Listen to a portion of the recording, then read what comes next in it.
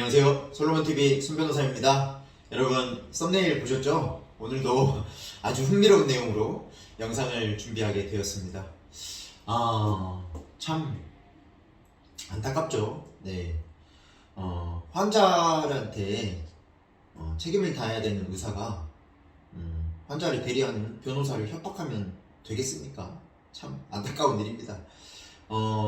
결과적으로 이분 환자가 잘못을 했다, 법을 어겼다, 변호사도 너무 나쁘다, 이렇게 했지만, 다 패소했습니다.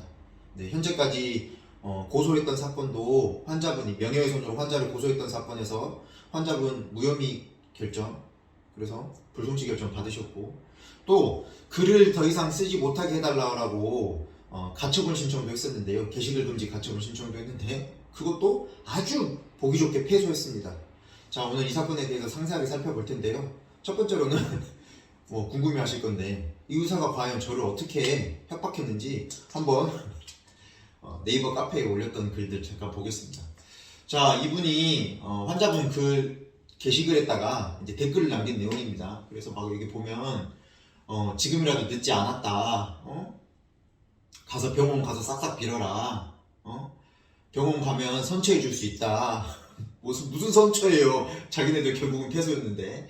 그리고 이제 저한테 이렇게 말합니다. 변호사님도 검찰 고발 당하고 세무조사까지 털리고 싶지 않으면 정씨를 놔달라.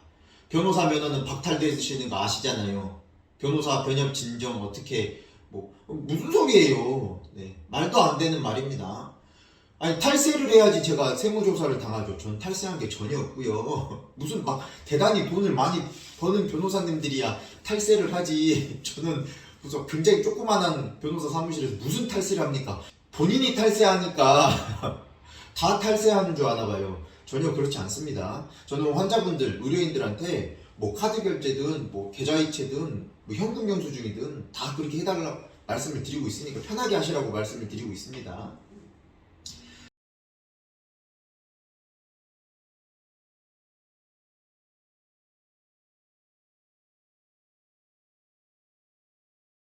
검찰 고발 당할 일이 뭐가 있는지 모르겠어요. 잘못을 저질러야지 검찰 고발을 당하는데, 오늘 말씀드릴 내용들 중에 보면 경찰관도 또는 검사도 변호사는 자기가 할 일을 한 것일 뿐이다, 이렇게 평가하는 부분이 있으니까 그것도 제가 이따가 말씀드리도록 하겠습니다.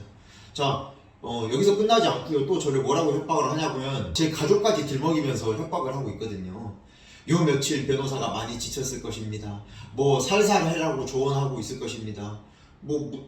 동생이 어렵게 경장식이나 가셨는데 형님이 이런 실수하면 되겠습니까? 이러는데 도대체 무슨 실수를 했다는 걸까요? 본인 마음에 들지 않으면 제가 실수하는 겁니까? 예? 무슨 실수를 했어요?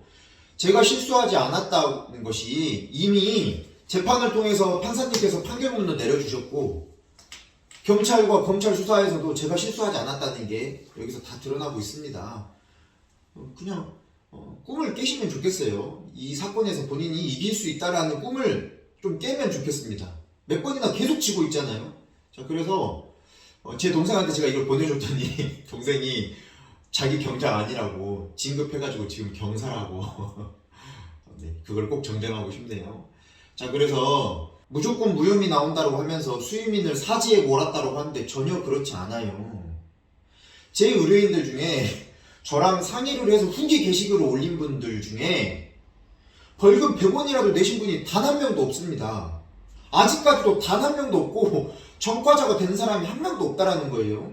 아직까지 단 한 명도 없어요. 병원에서 환자분을 고소하는 적이 많지만 아직까지도 단 한 명도 없습니다.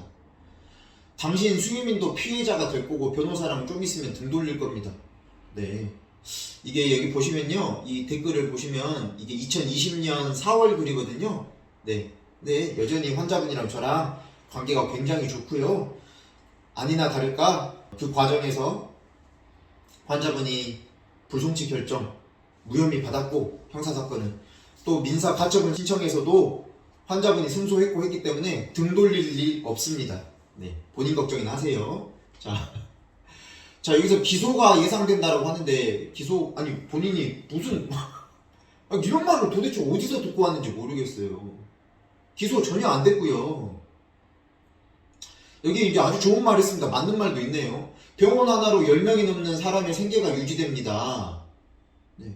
그러니까 원장님 변호사 협박하지 마시고 책임감 있게 좀 행동하세요. 10명이 넘는 사람의 생계가 달려 있으니까 환자한테 무책임한 건 오케이 이해하겠습니다.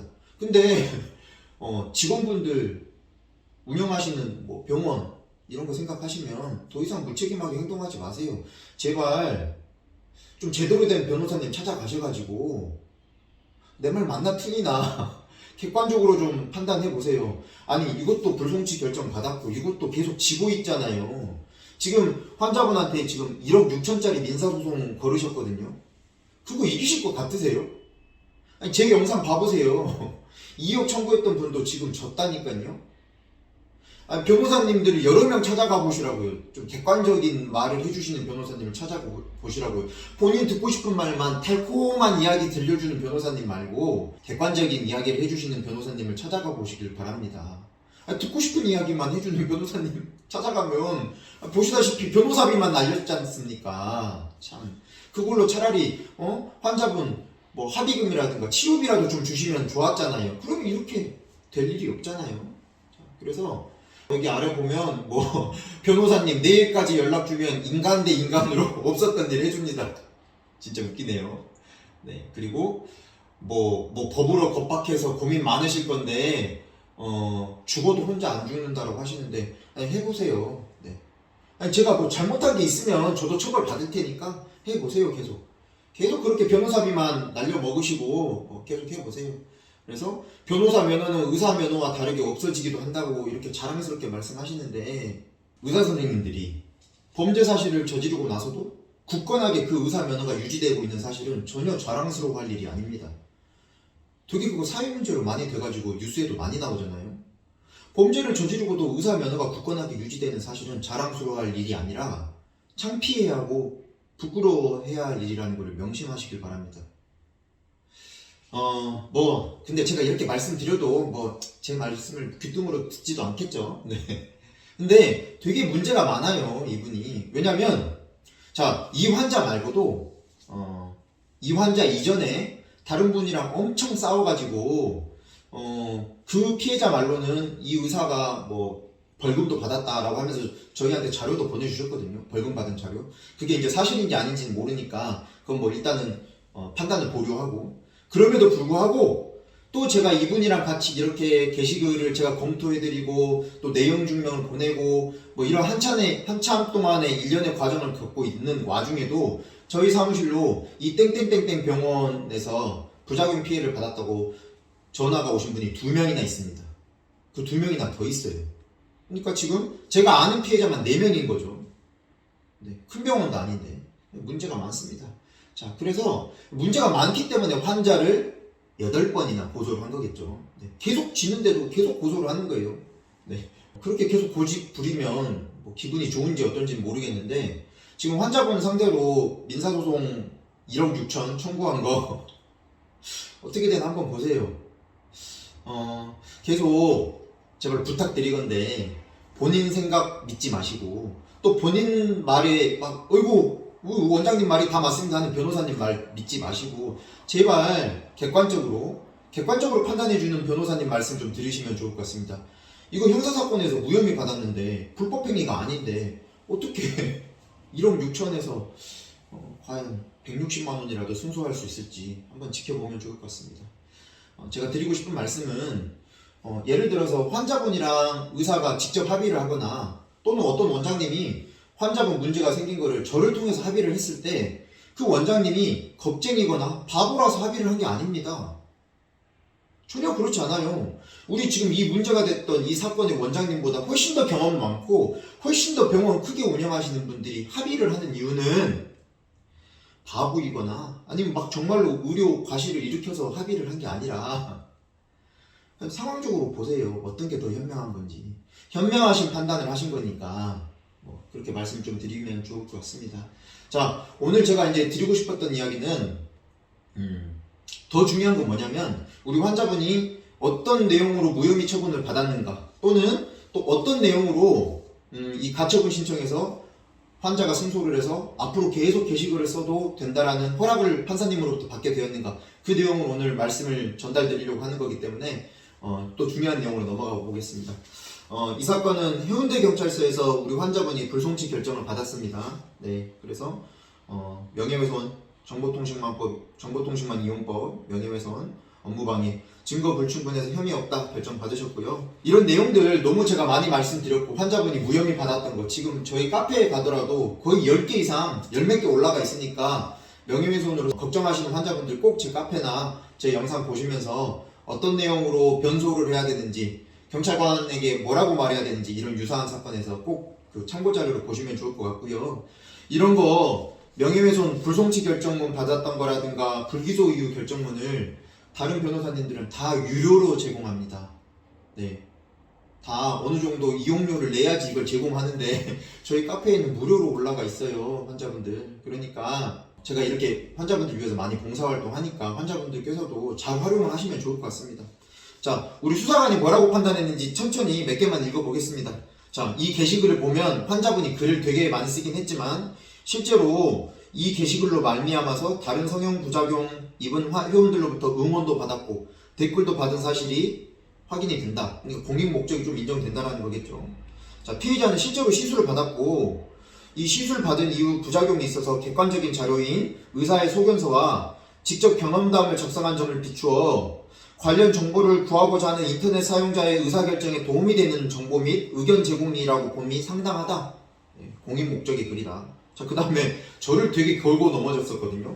자, 이 사건의 피의자의 변호사는 변호사법이 정하는 바에 따라서 진실 의무가 인정되는 것이고, 피의자가 명예훼손으로 형사처벌되지 않도록 글을 게시하는 방법 등 법률적인 조언을 하는 것이 그건 변호사의 권리이자 의무고, 설사 피의자에게 부수적으로 다른 목적이나 동기가 있더라도 그러한 사정만으로는 비방의 목적이 쉽게 인정된다고 볼 수 없다.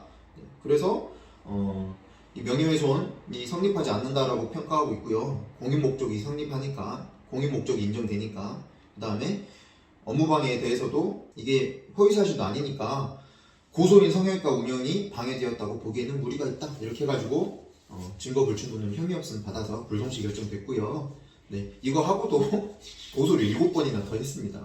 자, 그 와중에 게시글 금지 가처분 신청의 결과가 4월 초에 나왔습니다. 그래서 그 사건 이야기 드리면요, 마찬가지입니다. 일전에 제가 몇 주 전에 이 게시글 금지 가처분 신청해서 환자가 승소했던 케이스 제가 올렸는데 재판부는 동일한데 판사님은 다릅니다. 즉 이전 다른 판사님이 보기에도 환자분의 글이 문제가 없으면 게시글 금지 가처분 신청은 기각이 돼서 환자가 승소하는데요, 마찬가지로 이 다른 판사님들이 보기에도 여전히 이 다른 사건에서도 환자분의 글이 문제가 없다. 그러니까 앞으로 게시글을 계속 올려도 된다라는 겁니다. 즉 판사 한 명이 이 사건도 기각하고 저 사건도 기각했던 게 아니라 여러 판사님들께서 각각 다른 판사님께서 고민을 해보셨을 때도 이 후기 게시글을 올리는 게 문제가 없다라고 평가를 하신 겁니다. 그러니까 앞으로도 다른 판사님이 또 다른 사건을 맡게 되더라도 공익 목적으로 올린 글이라든가 표현의 자유가 있으니까 특별히 이 게시글 금지 신청이 인용될 가능성은 그렇게 많지 않다라고 보여집니다. 자, 그래서 구체적으로 그 내용을 보면요, 우리 환자분이 올린 글은 자, 환자분을 채무자라고 하고 여기서 신청한 사람이 채권자라고 합니다. 자, 용역을 제공받은 소비자로서 수술 이후에 자신의 현재 상태와 경험한 내용을 표현하거나 수술 결과와 병원의 응대 방식에 대한 불만을 호소한 거다. 자, 그래서 여기 보면 채권자의 과실을 추단하게 하는 표현이 있기는 하지만 직접적으로 채권자를 모욕하는 표현도 없고, 실제로 대학병원에서 좌측 하안검이 과교정된 상태라는 진단을 받은 적도 있고, 다른 병원에서 재건 수술을 받은 적도 있고, 그렇기 때문에 이 게시글 내용이 허위라고도 말하기도 어렵다. 자, 그리고 뭐 여러 가지 내용들에 대해서 오히려 의사가 오해를 살 만한 상당한 이유가 있고, 또 다소 과장된 표현이 있다 하더라도 그 표현의 내용과 문헌, 수위와 정도에 비추어서 그 자체로 가처분으로 표현 금지를 구할 수 있는 채권자에 대한 명예훼손이나 업무방해에 해당한다고 보기는 어렵다. 자, 이런 표현 금지를 금할 경우에는 표현의 자유에 대한 지나친 제약이 될 우려가 있다. 자, 그래서 결국은 이거 게시 금지를 요청했지만 이거 받아줄 수 없다. 그래서 결정으로서 이 사건 신청을 기각한다 해서 주문이 나왔습니다. 네, 4월 초에 나왔고요. 너무너무 기뻤습니다. 네, 제가 특히나 저를 괴롭히던 의사가 패소한 사건이니까 많이 기뻤습니다. 그래서 정말 잘 되었습니다. 앞으로 환자분 후기 게시글 많이 써라, 마음껏 써라라는 판사님께서 허락이 있으신 거니까 편하게 많이 쓰시면 좋겠다, 이런 말씀을 좀 드렸고요. 관련해서 환자분께서 지금 자꾸 이제 인터넷 게시글을 쓰면 그게 게시 중단이 되고 하니까 지금 청와대 게시판, 청와대 청원도 올려놓으셨거든요. 그래서 제가 여기 주소 남겨둘 테니까 이 사건 진짜 너무나 억울한 환자분 사건 뜻을 같이 해주신 분들께서는 이 환자분이 올린 청와대 청원에 동의 버튼 눌러주시면 감사할 것 같고요. 오늘 영상 내용은 이 정도로 마치고 다시 한번 드리고 싶은 말씀, 우리 몇몇 의사 선생님들, 아직도 많이는 아니고 몇 분 제 영상 보시는 분들 몇 분 계시는 걸로 알고 있는데, 제발 내 편만 들어주는 변호사님 말고 객관적으로 판단을 내려줄 수 있는 그런 변호사님 조언을 좀 구해보시면 좋을 것 같고요. 아니, 제 영상만 보더라도 수많은 의사 선생님들이 패소를 하고 있잖아요. 변호사님 조언을 여러 명 조언을 들어보세요. 나한테 듣기 좋은 이야기를 해주시는 변호사님 이야기를 들어서 뭐합니까?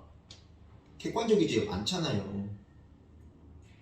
아니, 1억 6천만 원을 청구하면 어떡합니까? 판사님이 어떻게 생각하겠어요? 아니, 실제로 1억 6천인의 손해를 보셨다라고 한들 2억 원을 청구한 저번 그 사건도 그렇고 1억 6천을 청구하는 사건도 그렇고, 그러면 정말로 속가만 해도 정말 어마어마하거든요. 법원에 내야 되는 속가만 해도 어마어마해요. 수십만 원 됩니다. 수백만 원 될 수도 있고요. 좀 그래서 안타깝지만 심사숙고하셔서, 환자를 상대로 소송을 할 때는 심사숙고하시길 권유드리고, 또 소송하기 전에 제가 자주 드리는 말씀이 있잖아요. 네.